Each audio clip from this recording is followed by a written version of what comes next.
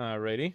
I think there's no point in lollygagging and convincing and motivating. I should just press record and go live, and that's it. Just get some work done. Okay, what do we got here? We have a whole bunch of stuff that we still need to fix from the porting process. We also have a whole bunch of unfinished mechanics. Why don't I take care of the unfinished mechanics first? And that would be the various stations inside of the house. We've been putting that off for too long.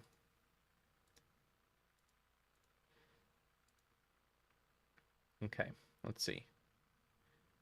This would be in levels. Right here.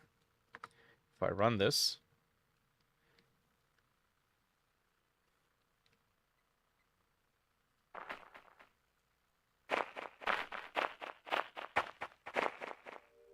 it's the loudest footstep. Actually, you know what? There's gonna be a bunch of music playing, and it's gonna get old real quick. And I don't feel like turning it off, so we are going to just place a bunch of stations out here and just work with that. As a matter of fact, can I do something here? Let's see. We have this destroyed house. We're gonna have to replace some textures here because the textures I was using before were AI generated when I was experimenting with that whole thing. Dirty wallpaper? No, I made that one.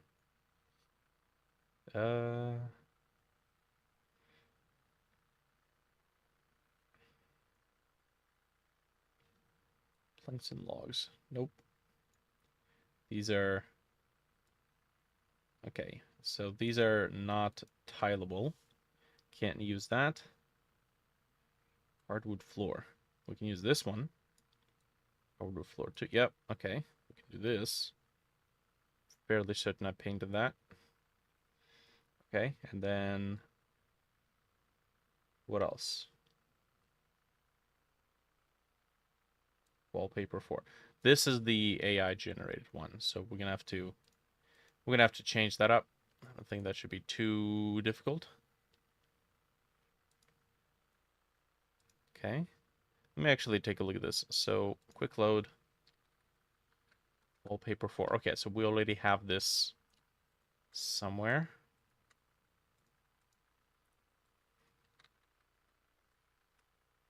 That's outside. That's inside. Okay. That's what I want. And then the outside is just more broken planks and logs. Wood. Wooden panels. I think there's supposed to be a stone around here. Yes, okay.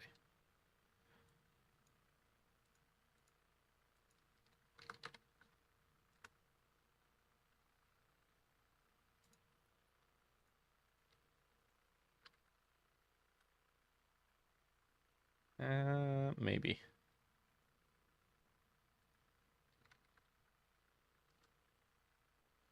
Well, no.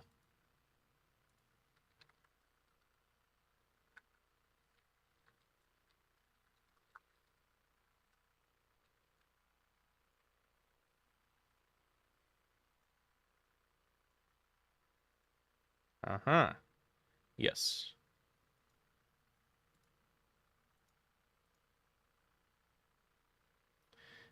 Maybe I should keep it this way. And then what's on the outside? Stone.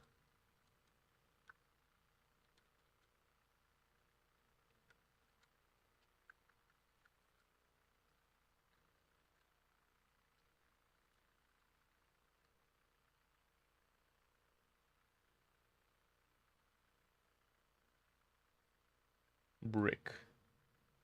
Which is also AI generated, so we're gonna have to swap it out. Okay. That's fine.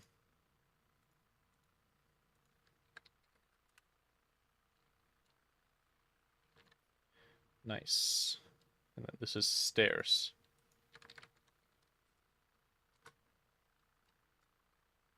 Yeah, which looks kind of meh.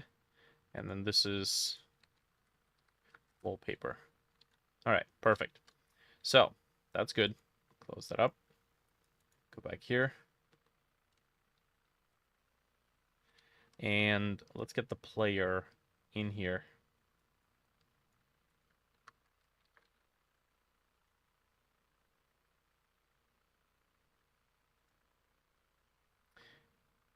Okay.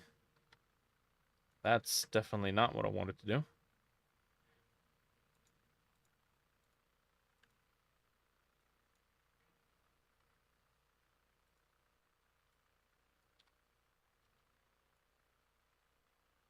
So this entire building is floating.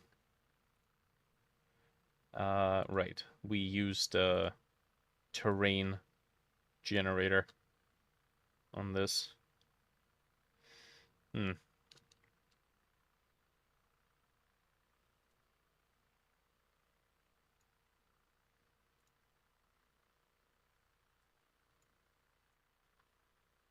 Okay.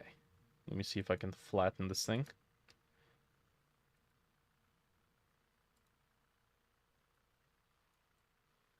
Caution. Format. What the? Okay. Can't do anything to the texture apparently because I think it's because the plugin has to be updated. Height map terrain 172.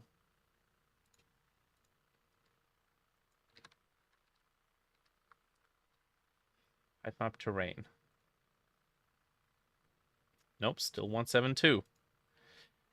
Well now. Okay.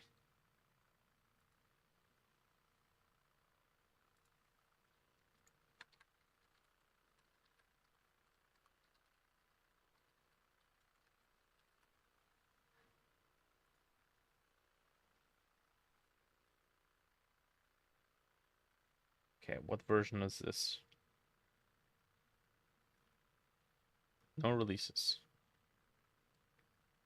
Well, something has been fixed a few bits ago. Okay. Just gonna download this.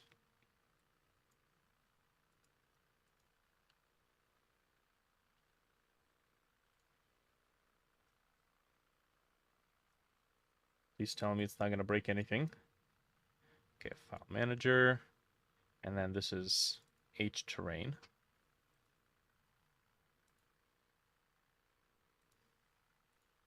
There we go.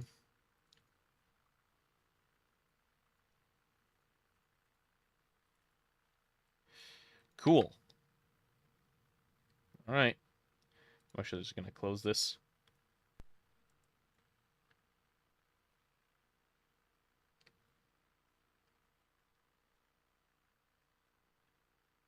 Okay, all this work we still have yet to get to. Oh, yep, programming, programming all the craftable things. Actually, I was considering replacing the crafting system. Right now, it's a list-based system.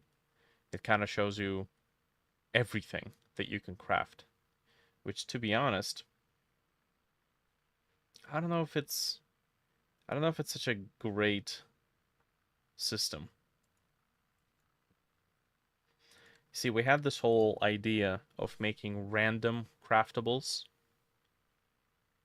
or random recipes. This is where we have things like gems, ambers, and crystals, and all of them have random names.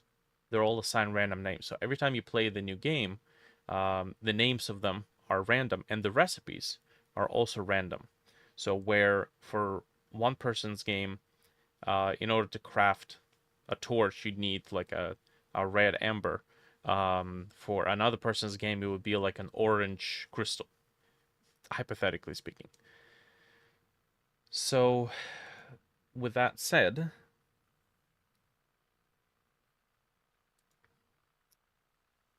I feel like maybe our current crafting system might not be super... Hey, nice. Yeah, Zillan mentioned that he had implemented an auto-fix system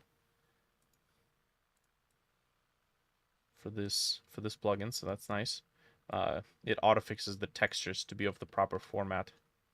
So it looks like that is exactly the case.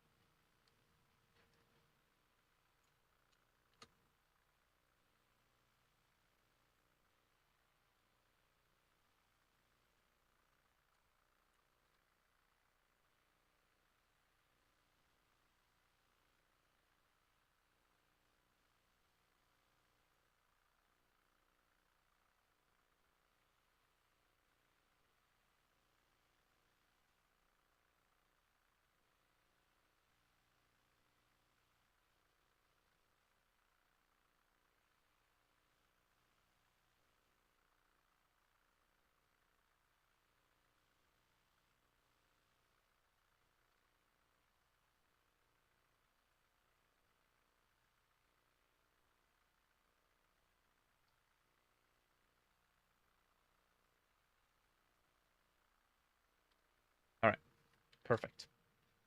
So now that we have everything prepped, plug it down, and let's see about getting some of these crafting benches. So grinding station, TSCN, and in the same folder we should have other stuff. Yeah, so we know that the grinding station technically works. Okay, we may or may not have to make the open label exist outside or make it not do depth paths. Mixing station, dilution station, crystal press. Okay, these are all the parts. Maybe I should set up a sandbox for testing these. I've done so for the Dreadtail project. Okay.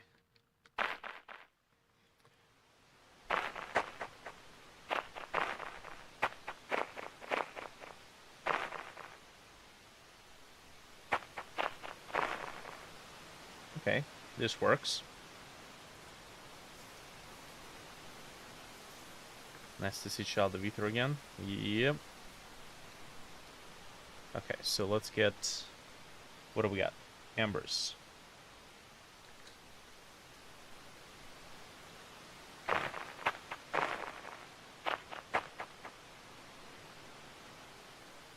Okay, now that's curious.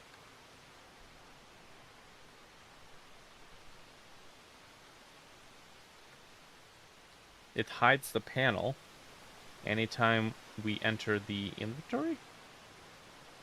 Ah, okay, let's take a look. Is that the doing of this object?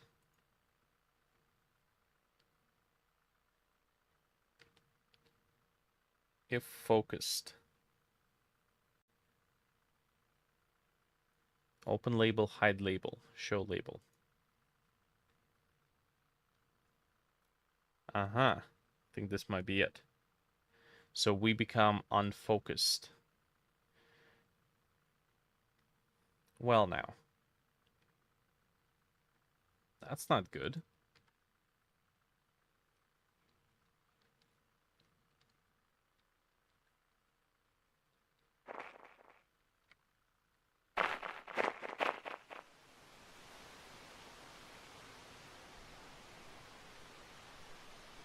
Mm-hmm.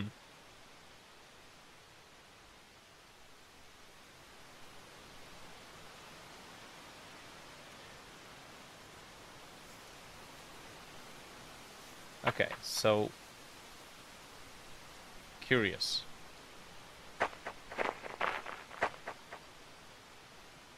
The door has an open label. Jeez, that's loud as shit. God damn. Ugh. Okay, we're gonna have to tone that down.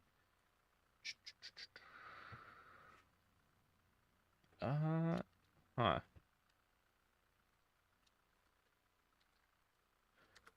Door.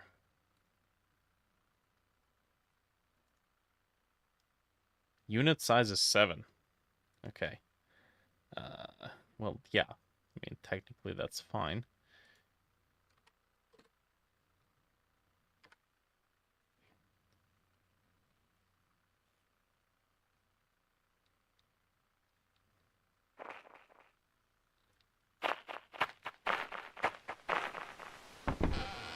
Okay.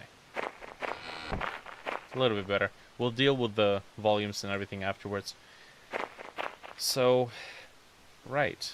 So we can open this thing, but as soon as it becomes unfocused, it, Why do we lose focus when our mouse is in the inventory?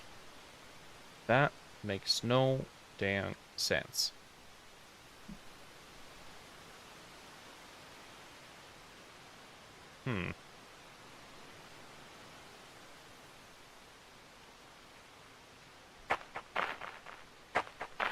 Also, we have this particular decision in handling interactable objects in 2 ways. There's the left click, and then there's the E click. Now, I think the E click is the one that requires the player to be close to the object. Like that. Well, there goes the ambience. Just gone. Have to fix that as well.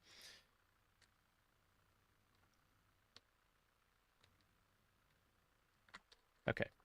I'm gonna try this. If we open the grinding bench with E, then it is naturally an assumption that we can also close it with E.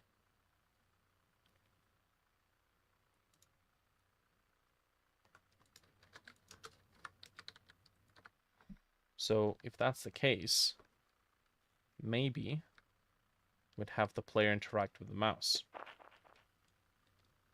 Maybe. Okay, yeah, so you see it's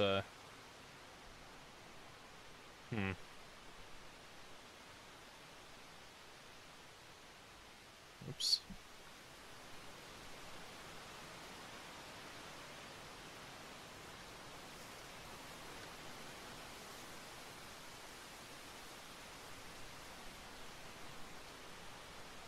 And then we get the dust. Oh, we can still interact with E. Okay.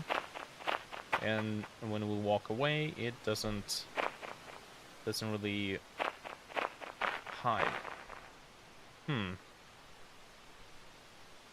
Interesting. So we need to make it based on distance. If the player leaves, we need to tell the player to hide, or we need to tell ourselves to hide this.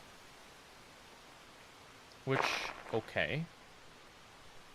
I was kind of hoping to limit the entire functionality only to the player, but clearly player's focus code gets slightly overridden by the hotbar.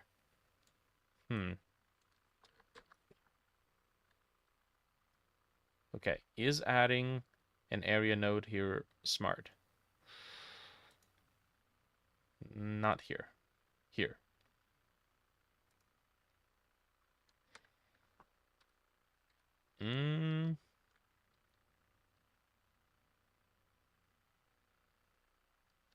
Well, we kind of have to. I mean, we don't block the player's ability to move when we're interacting with it. That could be another way that we handle it. We basically say, yep, stand still. Don't go anywhere until you close the inventory, the interface. I don't know if I really want that.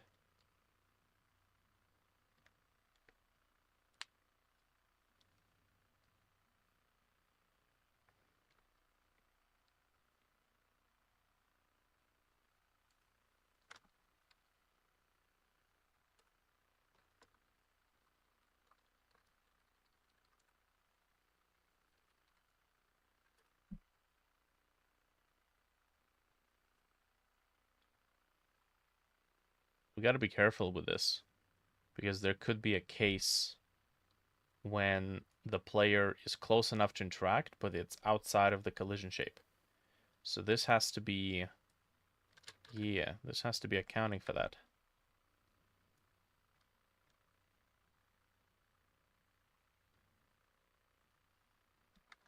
Alright, I guess we'll see how that works.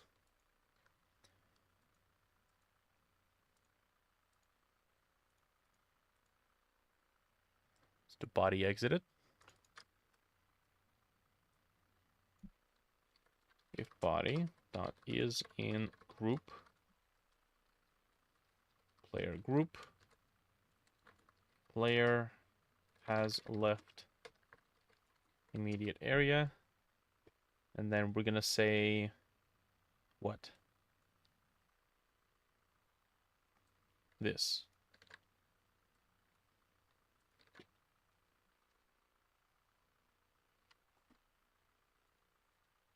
Okay. Let's see.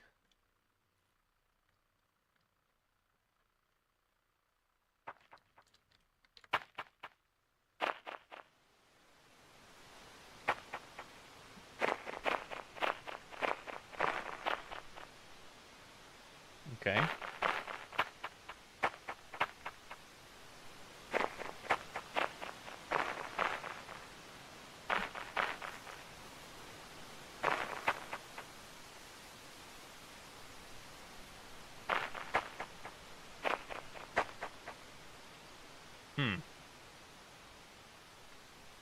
How does Minecraft handle it?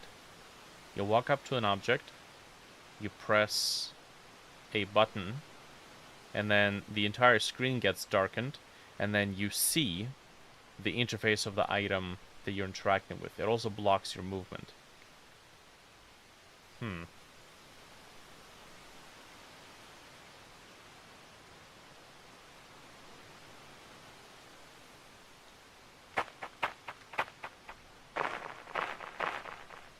Now, what if we have two stations close to each other like this?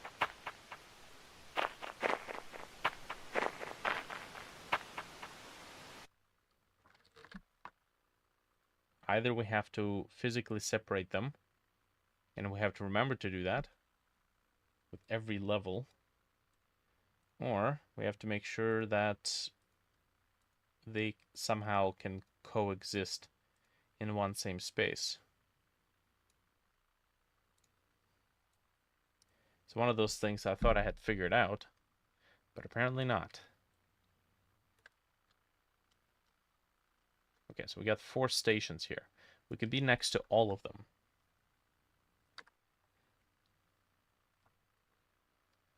We know that we can interact with only one.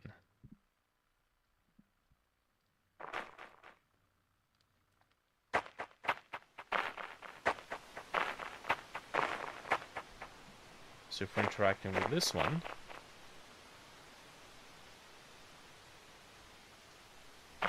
then as soon as we enter here,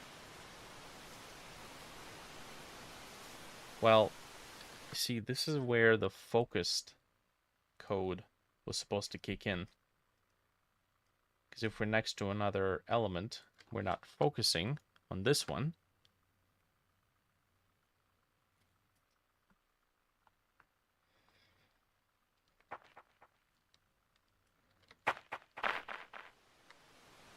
Okay. And then if we walk up here, we're focusing on something else.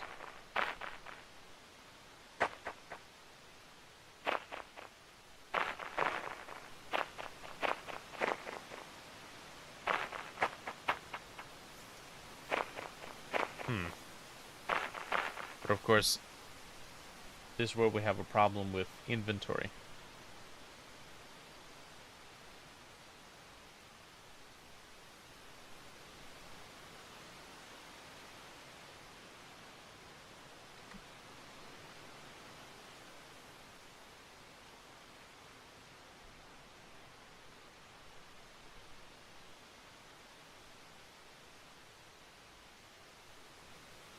Something I considered is making these a little bit smaller and then positioning them around various parts of the screen, so you can have multiple of them open at the same time.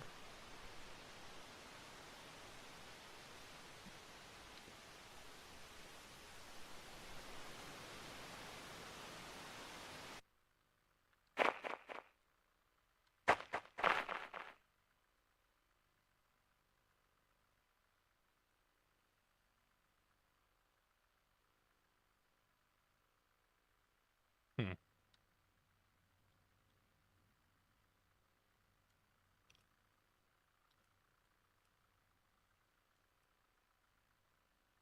Okay. Simplest solution would be to do what Minecraft did. Darken the screen, block the movement.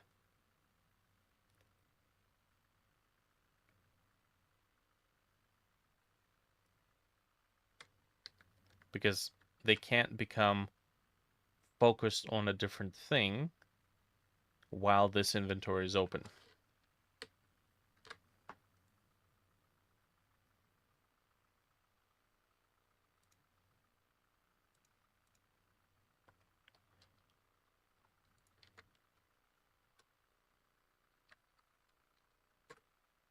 Okay, we'll get the color rect.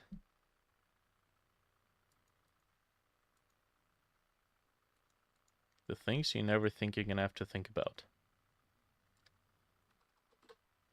Gamedev edition. Okay, so let's place that here. And then you.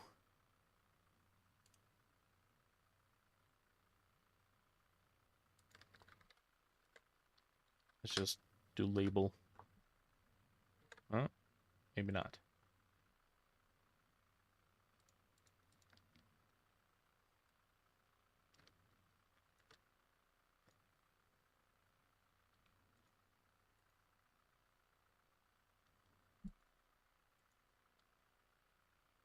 Okay.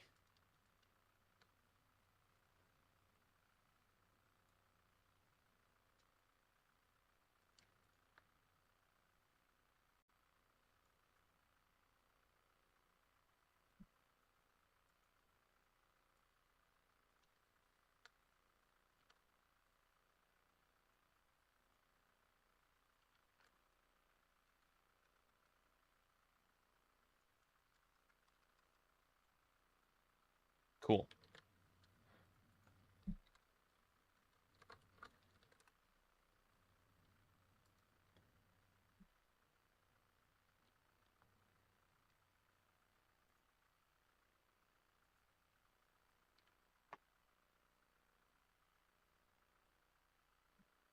Now where do we make it all appear? Interact? Yes, interact. Inventory open.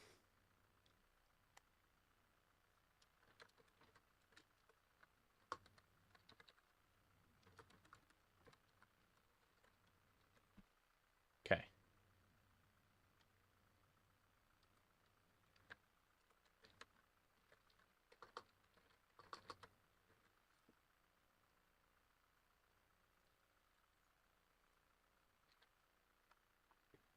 Give that a test.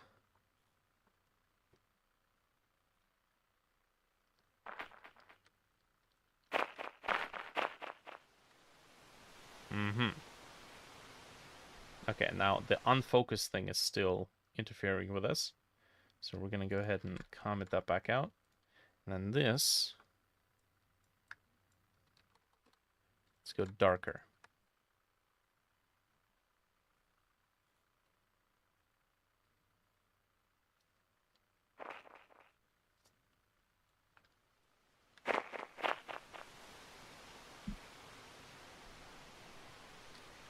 Mm-hmm.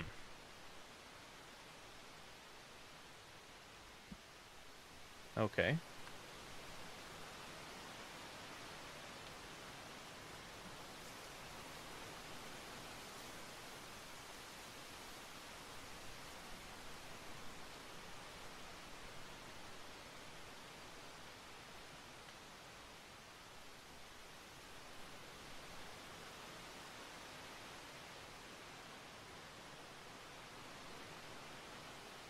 Pretty sure that it doesn't clear.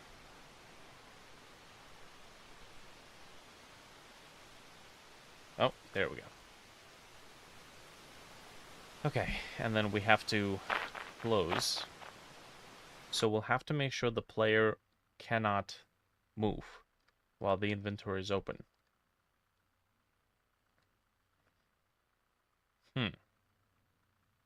Which coincidentally means we don't have to do the distance check. It's not required. It's a little bit less work, but we need to block the player now. I guess that should be fairly simple because we can say when we interact. Let's do a singleton variable master node. Do we have anything already?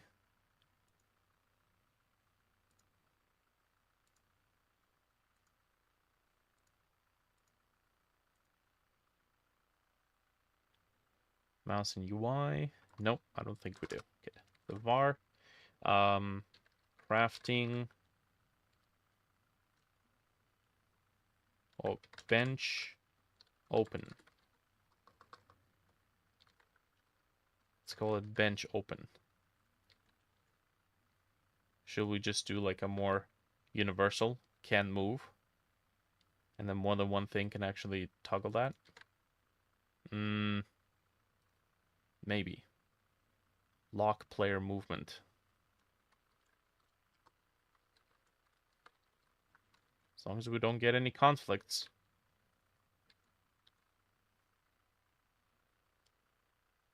Okay. Sure. Grinding station. When we interact, so that's a one-time event, we're going to say if inventory is open, we're going to lock the player movement. And then this is master node.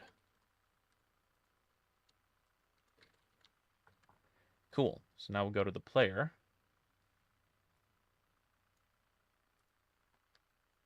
Where do we process movement? Physics process. Camera is allowed to rotate. We have movement, target speed, smoothly transition movement speeds. Yes.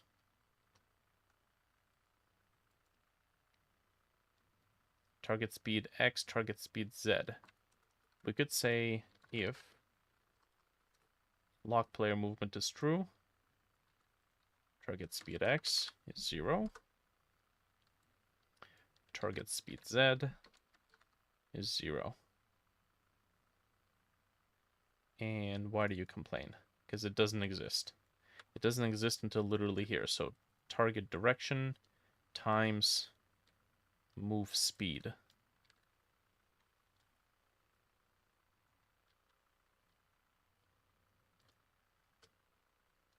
I could be cheeky and do a ternary operator. Okay, I think this is fine.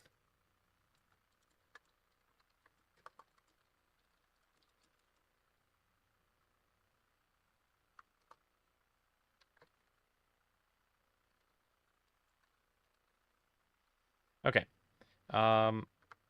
In regards to crafting, right now, my crafting menu is a list, kind of like what I have in Dreadtail.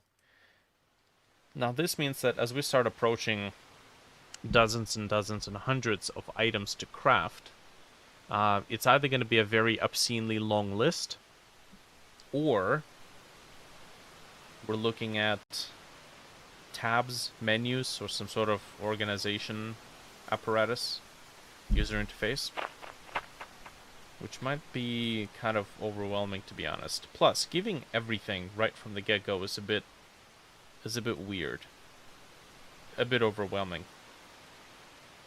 But not communicating how to craft stuff is also not good. So, Minecraft can get away with it because, well, you know, what's a recipe to a pickaxe? 2 sticks, 3 stones, right? And that's kind of iconic. What makes me think that this game can pull off that kind of an iconic...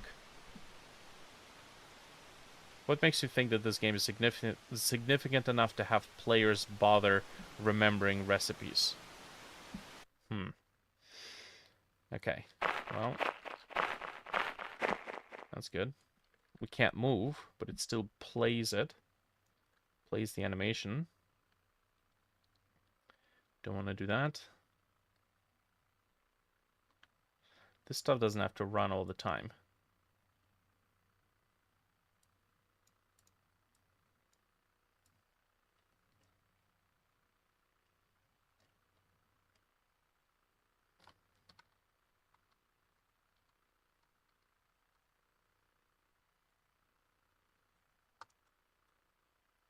There we go. Just have it be once and already. Now, what the hell were we doing? There were sounds. Footsteps. Footstep process. Okay, so if this is true, return.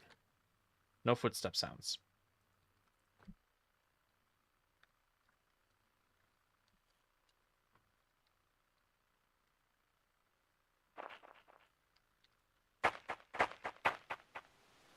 Okay, that's good.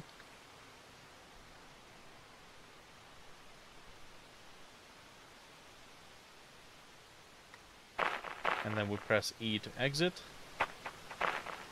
And, okay. Now, when our mouse is inside of the hotbar, it seems like pressing E does not allow us to exit it. So we might have to program that into the component.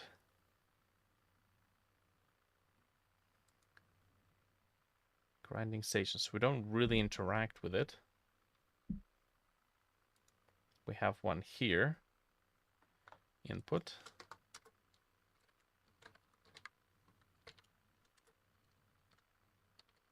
Interact. And inventory open is true. Inventory open becomes false. And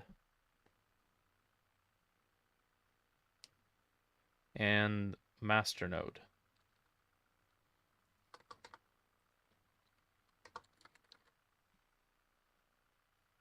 Okay.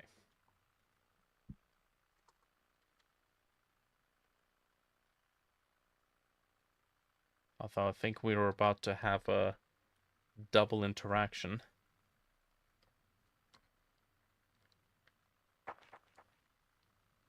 So we go inside. Okay. Okay. Got it. Well, we can move. We just need to make sure that the black screen is also negated.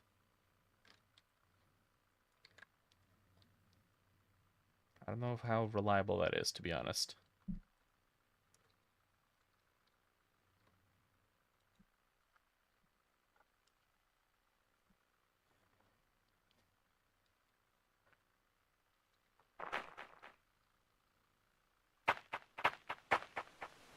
I guess we did check. Oh, right here. I'm pressing E, and it doesn't let me exit. And that's because we press E, and it closes it, and then immediately the player runs the interaction code again, and it opens it. Okay, so... that's not good. Now, does the interaction code run all the time? Let's actually get rid of the force label stuff. Okay.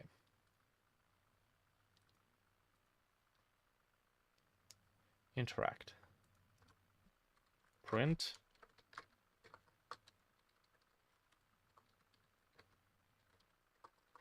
Interaction occurred.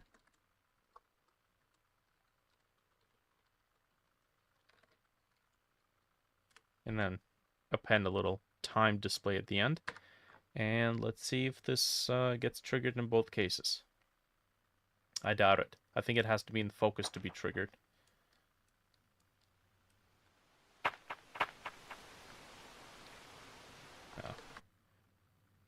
our NPC is printing stuff.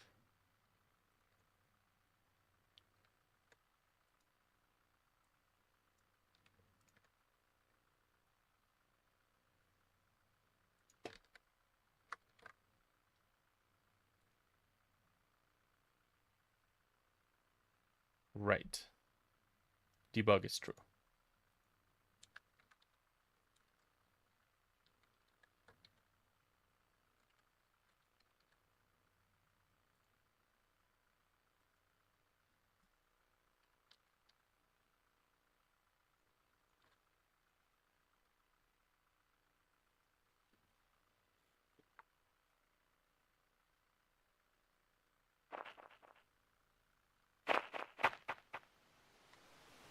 Okay, interaction occurred.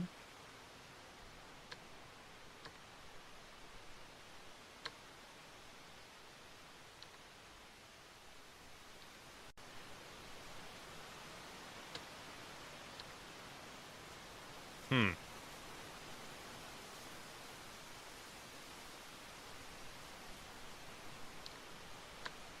Okay, so you can see interaction occurred. Ah, you know what? That's because interact only works. No, it should be working both ways. What the heck?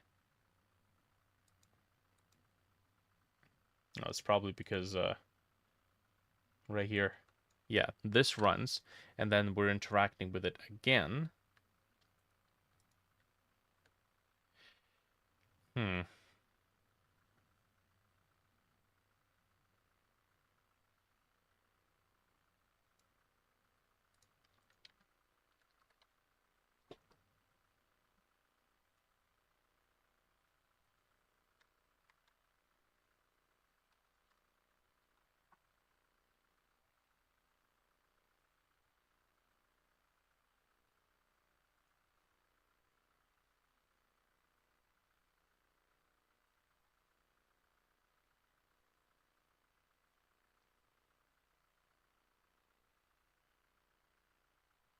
Okay, so I think somewhere over here we have a negation code that says, yeah, mouse in UI, return.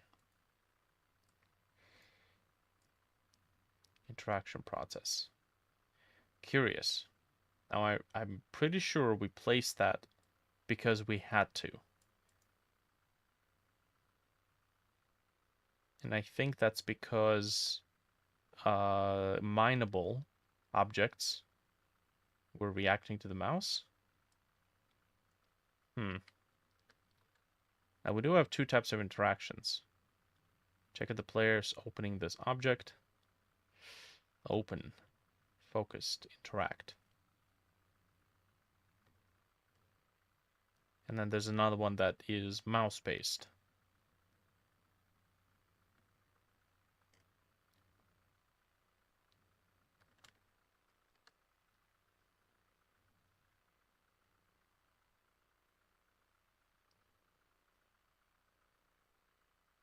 Placing placeables. I think this also had to be negated. Pause menu open. Mm-hmm.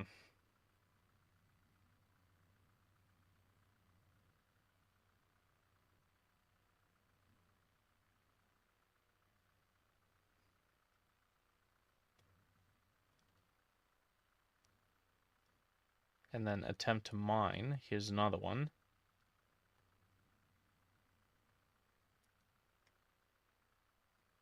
Okay, I'm gonna try this.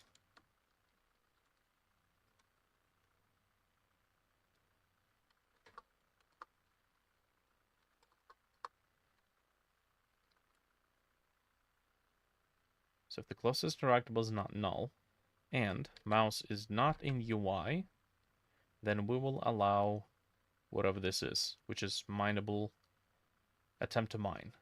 Okay.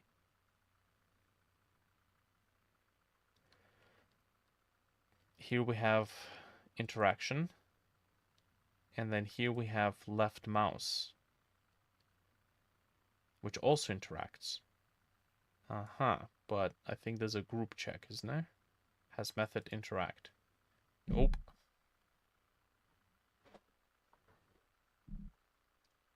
Character group. Press interact. Okay.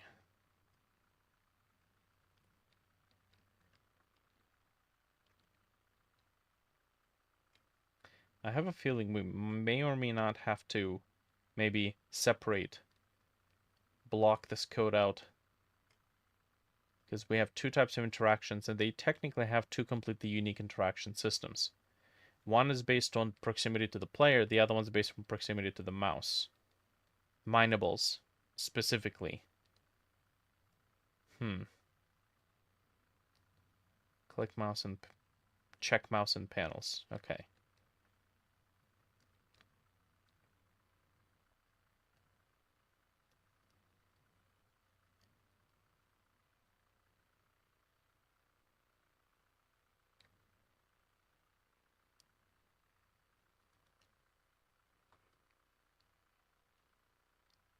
Placeables, right?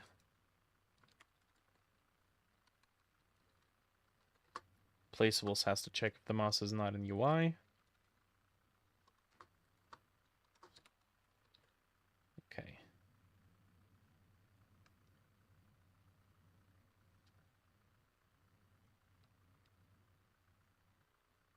Alrighty. Is that a test?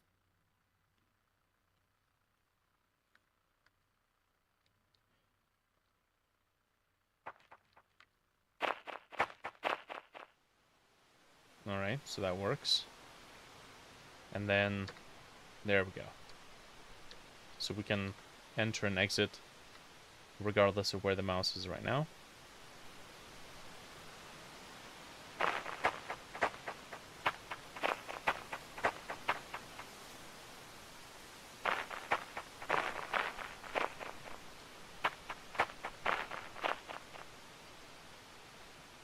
Okay. Now, with that said, maybe now we can focus on the actual mechanics here. So what the heck are these things? God, I made these things such a long time ago, I don't even remember what mechanics they were supposed to be implying.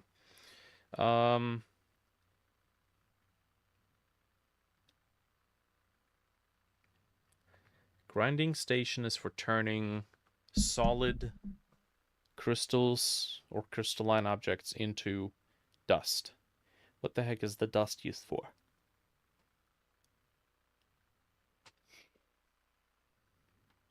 I want to avoid redundant mechanics, like converting the same resource into 5 other resources by just putting them into different machines.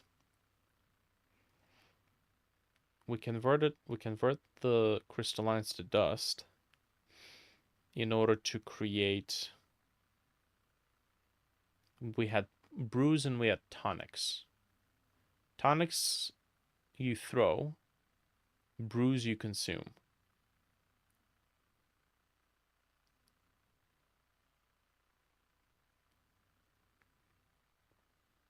Okay.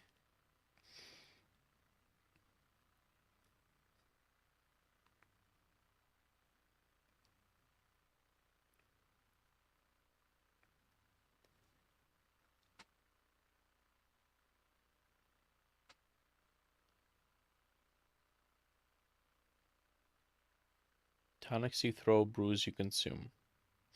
You have to prepare them, so you have to have a station where you can prepare the brews and tonics. That's the mixing station, I believe. How does it work? Well, basically, it's like a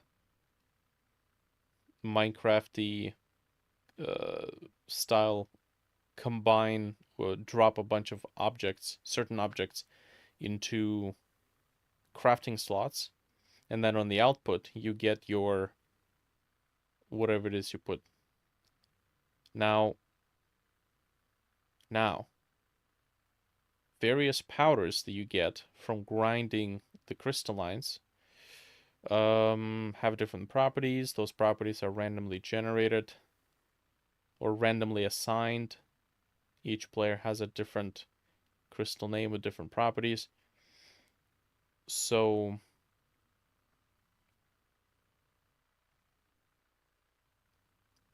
you drag and drop, you mix it all into the mixing station, and then you put an empty bottle or empty flask underneath.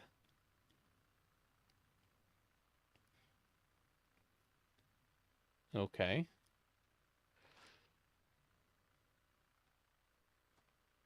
You pull the handle or pull the lever and it dispenses it into well, into the flask. And then you get your item. Now, the simple way of doing that would be to have a grid of empty inventory slots. And then you just drag and drop the items there. Doesn't have to be a grid. We could just have inventory slots positioned at various locations on the mixing station. The player the player could combine multiple items and multiple of the same item. So maybe not a grid of inventory slots. Maybe just one inventory slot at the top of the mixing jug, and then you just drag and drop into it the various powders.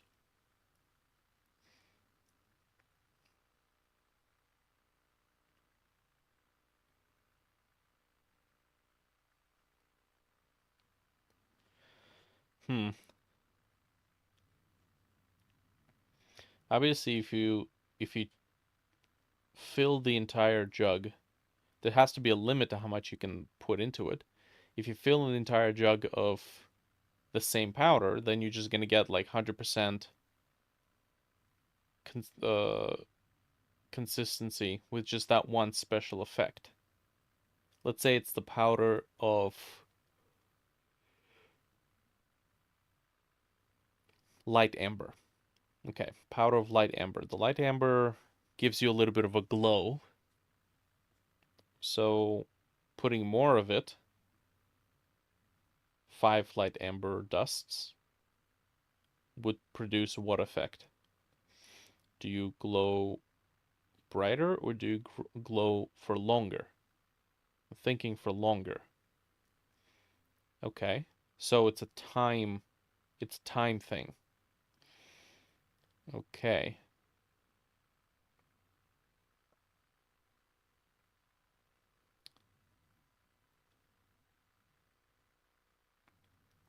You could do 2 light amber dusts and 1 healing whatever. So you get 2 times elimination or 2 times duration for elimination, and then a little bit of healing over time. If you choose to do 3 parts healing and 1 part elimination, then elimination is shorter, but you get healed for longer. Now you do have to add water, because you know,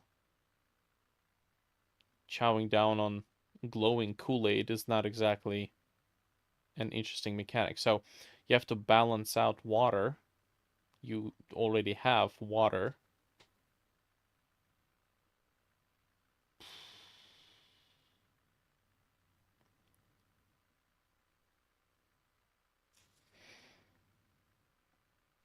Okay.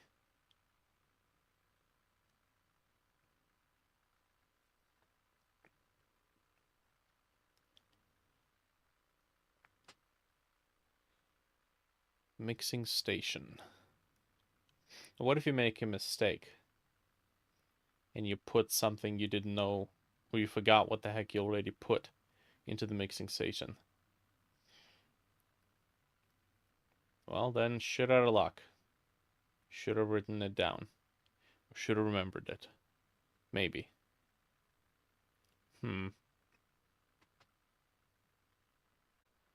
looks like OBS decided to disconnect for a moment there. Sketchy, sketchy. All right, should be back. Uh, huh.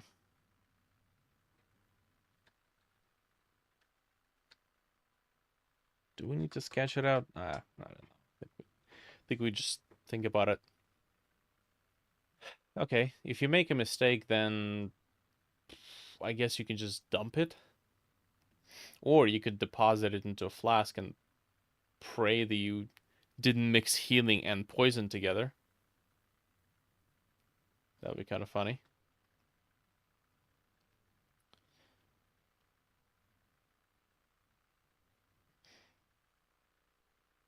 Differentiating between whether or not it's a tonic or a brew could be a purely functional system. You can't consume a tonic, you have to throw it, even though we call it a tonic. Uh, we'll call it something else. Hmm.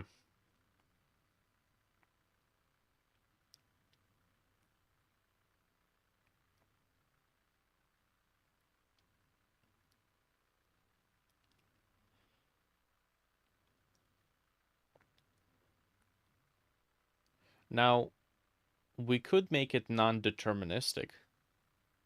When you pull the lever down, it will just deposit the liquid. It will just deposit the liquid into the flask, and then there's an amount. There's an amount in the flask that gets deposited. So you could say if you have a full mixing station, it fills 1.5 flask or 1.5 tonic container. You can stop at any point. You don't have to go 100%.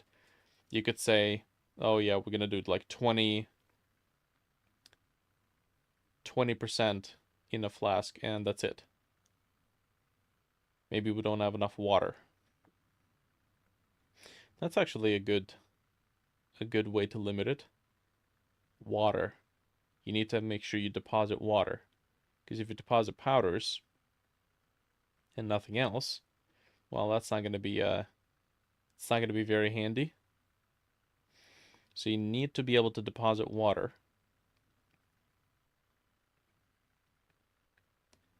Otherwise, again, chowing down on dry Kool-Aid. Uh, huh. Now, so what happens when you just dump in powders? You just dump in powders over and over and over and over and over again, and then in the end you dump in some water. And then you get a thick sludge of something. I mean, that's either we do allow that, and the player can get like an uber concentrated. I don't know how we would even go about achieving that. Hmm.